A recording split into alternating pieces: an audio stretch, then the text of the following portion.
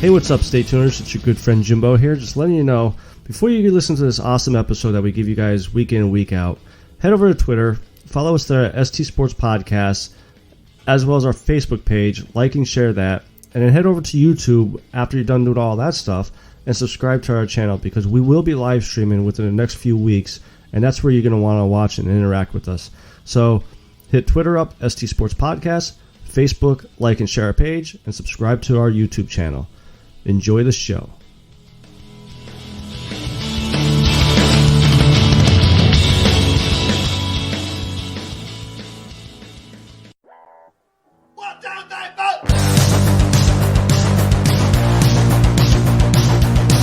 You heard the rest.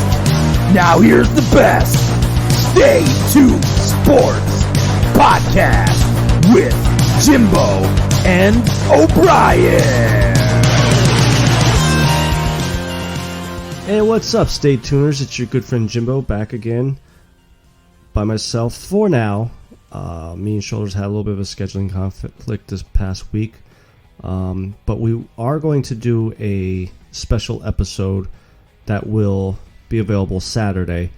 We're going to be doing a tribute episode to Kobe Bryant with the news of him passing last Sunday, so I'm not really going to get into it too much in this episode, because I definitely want to get me and Shoulders to talk about, because we grew up watching them, so it wouldn't be right if it was just me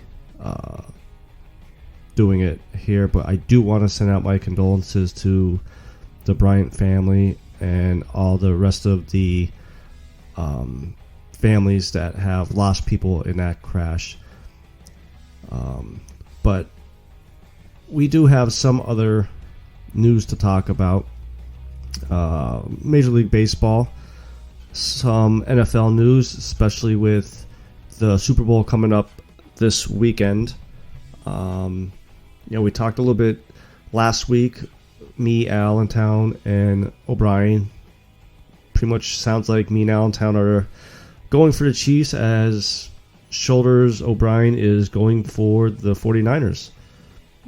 Speaking of the Chiefs, getting right into it, not sure if you guys seen that Mr. Kareem Hunt is back in the news, and as more of this is coming about, because he got pulled over, I believe, last week, not this past week, but last week, for speeding, and also had some marijuana in the car that he was driving, but was not issued a ticket for the drugs or open containers just for speeding. Well, this past Tuesday, the dash cam of the cop that pulled Hunt over came out, and it's a little disturbing on a couple ends here. So how the video starts off, if you guys haven't seen it yet, the police officer walks up to the car, opens the door, and as he opens the door, a empty bottle pops out. Now, it looks like a liquor bottle. I may be wrong, but it looks like a liquor bottle. He asks Kareem Hunt to step out, takes him to the back of his car. They talk a little bit, and the police officer puts him in the back of the police cruiser, says he's not under arrest, but if there's anything else in the car, that was the time to confess. Kareem Hunt kept saying, no, there's no drugs. He does have the liquor bottle in the back in his backpack. So upon the officer investigating and going through the car, he finds a bag of marijuana in Kareem Hunt's backpack. Now, Hunt tries to say it's his brother's, and trying to not basically get in trouble, I guess, by lying. And eventually he does come and say it was his, Now, this police officer the whole time kept saying, I'm only going to give you a traffic stop ticket. You're not going to get in trouble for that. You know, I love the Cleveland Browns, this and that and the other thing. But the thing that is and was scary to me was what Kareem Hunt said, and you could hear him clear as day say it on the video camera. He said, I should be playing for a freaking Super Bowl. It hurts my soul. Like, you don't understand. I've been fighting a lot of shit lately, man. It still hurts me to this day. I love Cleveland. I love the Browns. But you don't understand. I'm just the worst person in the world sometimes, like, I guess. And I don't even do nothing. Try to help everybody. I don't do it justice. Like I said, if you guys find the video, you could just hear the pain in his voice. And I'm not condoning what he did as far as having the drugs in his car, lying to the cop. But listening to his voice, this dude needs help. You know, there's obviously something that he's not over yet. You know, he lost his chance with the Chiefs when he was caught on video with the scuffle that he had with the female, it was about 2 years ago, last year. And now he's with the Browns. And he was an okay player. I mean, he wasn't what he was with the Chiefs, but like he said, he should be playing in the Super Bowl this weekend, and he's not. And this is a good case for any of these young players coming up that think they're invincible. Obviously, you're not, and you never know what the future holds. Here, you know, Kareem Hunt, all he had to do that one night was just stay in his room and walk away. Walk away from the situation that came about. Yes, he was drinking and under the influence. Maybe, and if this video shows at all, maybe he has a drinking problem. I mean, open bottle of vodka, and just taking what he said, just a few parts of it. You know, I'm the worst person in the world sometimes. What else is going on behind the scenes that we don't know about? You know, I know a lot of these players smoke marijuana to help ease the pain, whether it's, you know, mental or physical. You know, maybe Kareem Hunt has something else going on that I just hope that he doesn't turn into a, hate to say it, Lawrence Phillips. Lawrence Phillips was a very good running back. Just couldn't stay out of his way. I mean, we see it with Antonio Brown, who was arrested last week for battery. Him and his trainer were charged with it for beating up movers or something. And since then, he's been quiet. Finally, something had to happen to finally have Antonio Brown kind of be quiet and stop with all the drama. But here is Kareem Hunt, could have played in the Super Bowl. Now, that's one aspect of it. The other part is, you know, how I just said that someone needs to help Kareem Hunt. I have all the respect in the world for police officers with the job and the situations they have to go through day in and day out. But whatever happened to the phrase, no one is above the law? Kareem Hunt has an open bottle of liquor. He had marijuana on him. After hearing his voice in his statement there about how he's supposed to be playing in the Super Bowl, you're not doing him any favors by letting him go. You know, this dude needs help, and maybe getting him out the street and sober him up. Because then Kareem Hunt did go on and say he will fail a drug test if the NFL were to test him. Now, some of the things that led up to Kareem Hunt saying that, the officer was, you could hear the officer saying on the dash cam, I understand you're with the Browns and all that. You have my word. If there's nothing in the car, I'm going to just give you a traffic ticket. And that's when he went to go search the car and found the weed. Farthest that this police officer went to, I guess if you want to say help Kareem, was he said, I hate to say this, but you of anybody should know if you're trying to stay good, stay on the right path, this is not the way to go. I mean, you had like a good second part of the year. You don't want to screw that up over some weed. I mean, he lied to you. He lied to the officer. He has a bag of weed, open container, speeding. I mean, yes, he's a celebrity, but I think he should have got the hammer. He should have got all 3-4 tickets, or however many tickets he was supposed to get with all those offenses. Now, with that all being said, there's no word on where the NFL stands with this, especially with Kareem Hunt admitting he would fail a drug test. The Cleveland Browns are aware of it. I just don't see how this goes good for them.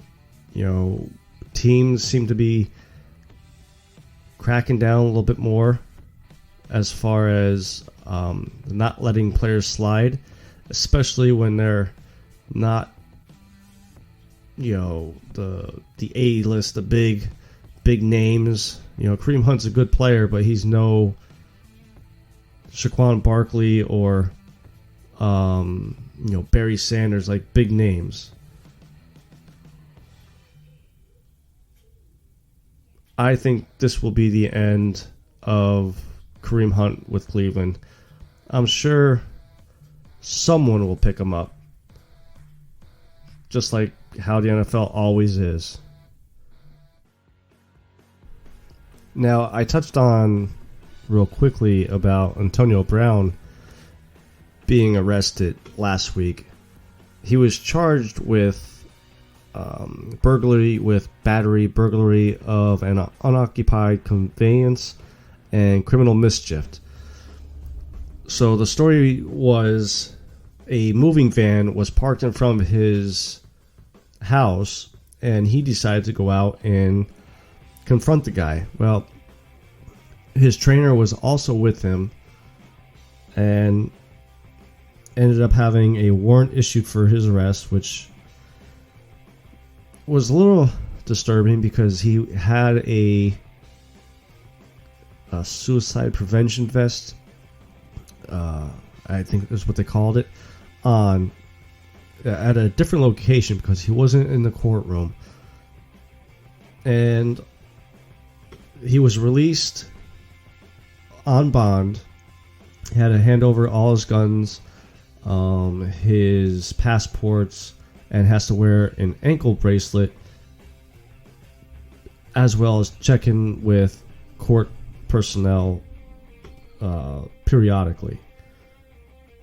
I mean, this is on top of the NFL investigating his other situation that he's involved with the sexual allegations or whatever. I mean, there's so many stories with this guy. It's just hard to keep up anymore now. You just gotta wonder if this last one was the straw that broke the camel's back. I mean, he still says he's going to play next year, but yet when he tried out with the Saints before the season was over, a couple days afterwards, he said, "Oh, it was an all PR stunt. The Saints just wanted to bring me in."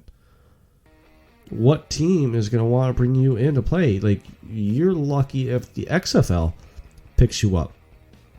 And at the rate he's going, I don't even think the NFL has to discipline Brown, because I don't think anybody's going to want to pick him up. I mean, his agent, Drew Rosenhaus, dropped him. said he has no problem representing him as long as he gets help. And hopefully this last incident, because again, he's been quiet lately.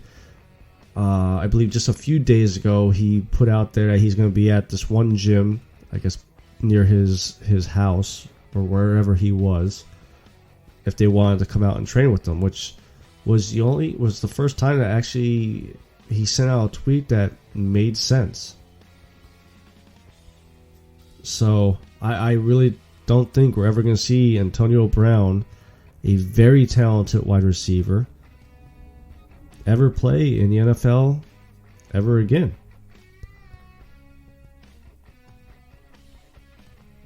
Now, last week was the Pro Bowl. I just gotta bring this up. I know everybody don't like the Pro Bowl and no one really watches it anymore, but I put it on for like a quick second, and they don't tackle anymore in there.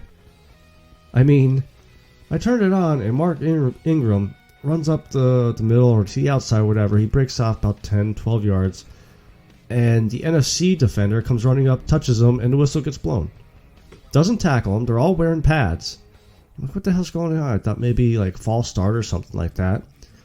And then the next play, same thing happens. Touches him, whistle blown. Like, by this point, just scrap the Pro Bowl. Name a Pro Bowl team.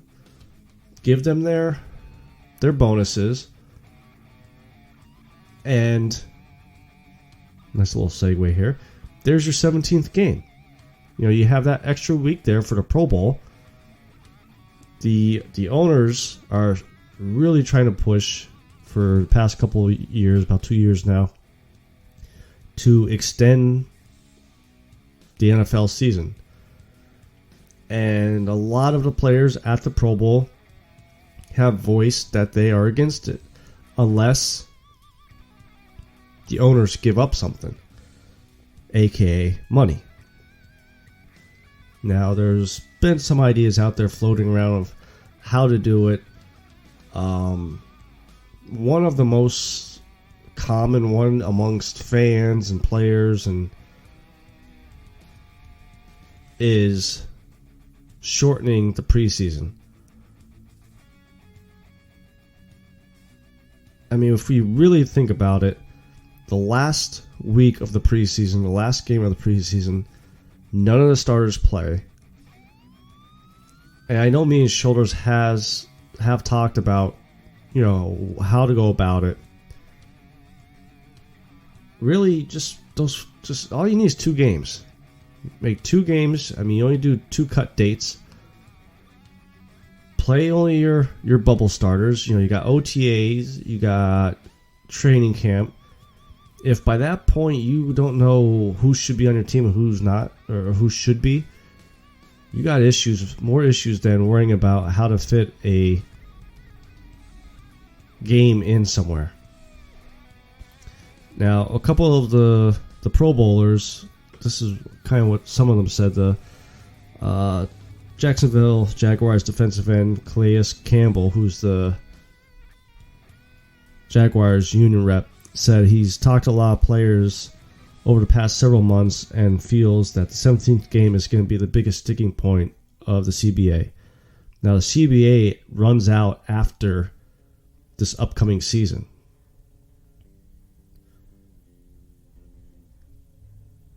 I can't remember. It's been a while since the last time that we had any type of stoppage or no agreement between the union and the players. I mean, it's probably been over a decade. Another player, the Tennessee Titans defensive lineman Jarrell Casey, suggested dumping all of training camp, or majority of it. I don't think you could dump all of it because, again, you're going to have bubble players. I mean, look at the Eagles this past year. Greg Ward was a practice squad player for the past 3 years. If he didn't have training camp the past 3 years, he would have never been on a practice squad because the Eagles would have never seen what he had. Obviously, he didn't have enough talent to overtake Nelson Aguilar or Jeffrey at the time or Jackson at the time. But now that he was on the practice squad, had a chance to hone his skills a little bit better, and he was actually a very good contributor towards the end of the season there. Some of the potential things that the players have discussed to say, okay, maybe we'll give that extra week for you is obviously more money, expanded game day rosters, additional bye week, expanded playoffs, guaranteed contracts, and a higher percentage of the revenue split between owners and players. I think if the owners give it a little bit more of the revenue split, which I don't think they're going to, that is their best chance to make the players agree to the 17th week. I think an extra bye week, not sure if I'm a fan of that. You look at the Eagles past week or this past year, definitely would have helped them out with all the injuries they had, but I can't see that happening. And guaranteed contracts, Jesus Christ. Look at Carson Wentz and Jared Goff. The Rams and the Eagles are stuck with those quarterbacks for at least the next 5-6 years, the way guaranteed money is in those contracts. The one thing that did jump out to me about all of this, and all the players are worried about the risk of injuries, especially among linemen, teams averaged 63 offensive plays per game last year. So if they add an additional game, they're projected to be looking at about 130 more snaps a year. We're already seeing a lot of players retire just around the 30-year-old age mark. When I saw that number, I'm thinking, man, these players are going to start retiring when they're 26, 27 years old. The lifespan of a football player in the NFL is just going to start going down drastically unless the owners give some money back. That's the only way they're going to give in to give the 17th game. Now, the one idea that I think this would be workable to help if the money thing doesn't work, if the owners don't give the revenue split. Minnesota Vikings defensive end Danielle Hunter said the players want a longer offseason. The voluntary workouts get rid of, except for the rookies. I think the rookies should be there because they got to get brought up to speed on a new playbook. And if you bring your vets back that have been in the program the following year, they already know the playbook. So there's no real, what are you gaining by bringing them in? That one, and to go further about why he was saying about a longer offseason, and made a point,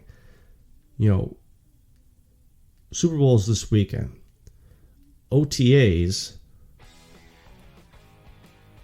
or the voluntary workouts are in April, and then the OTAs, I believe, are May. So, these players really only get about 12 to 14 weeks off a year, and then have to go 42 weeks a year, and it's a physical game. It's not like tennis, and I'm not trying to put any other sports down, but it's a very physical game. The only other sport out there that's as physical would be hockey. I think this year, with this CBA, I think this may be the year that we're going to see a work stoppage, just because the owners are so dead set on this 17th game. I mean, yes, they'll make a lot more money than prior years by having an extra game, but I don't blame the players for holding out, because it's their body, their mind, and what are they getting back for sacrificing that? Luke Kuechly just retired a few weeks back due to medical reasons, and he is 29, 30 years old. I don't know if anybody watched the Aaron Hernandez documentary on Netflix, but the San Fran rookie linebacker retired, I believe, his rookie year due to him worried about his brain. These owners got to start giving something back to these players. And before you guys come at me and say, well, what about the $100 million contracts? You can't look at the total of it. You got to see what's guaranteed. It could be 10 years, $100 million. But out of that $100 million, if only $5 million is guaranteed, that's all they're guaranteed. Over the time, yeah, they could get the $100 million, but team could cut them and only lose $5 million out of $100 million. That player loses $95 million and sacrifices his body. So I could understand also why these players want more guaranteed contracts.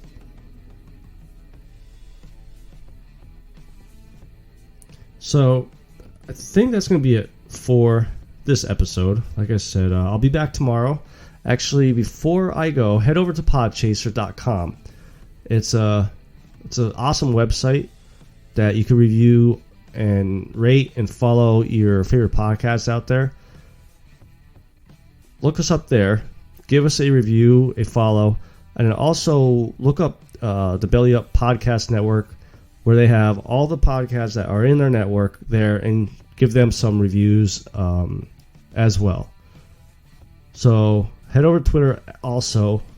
Follow us there at ST Sports Podcast. Head over to our Facebook page, like and share our page there, and go to our YouTube channel and subscribe to that, because me and O'Brien are working behind the scenes to get the live stream up and running so you guys could interact with us a little bit better and we could answer your questions on the spot. And if you're looking for some cool merchandise, head over to staytunesports.net. We have the merchandise tab there that takes you right to t-shirts, hoodies, whatever you guys and gals would want to buy, and any type of updates we do over there. We just unveiled that website a couple weeks ago as well. So until Saturday, like I said, we're having a special episode for that day. This is your good friend Jimbo, signing out.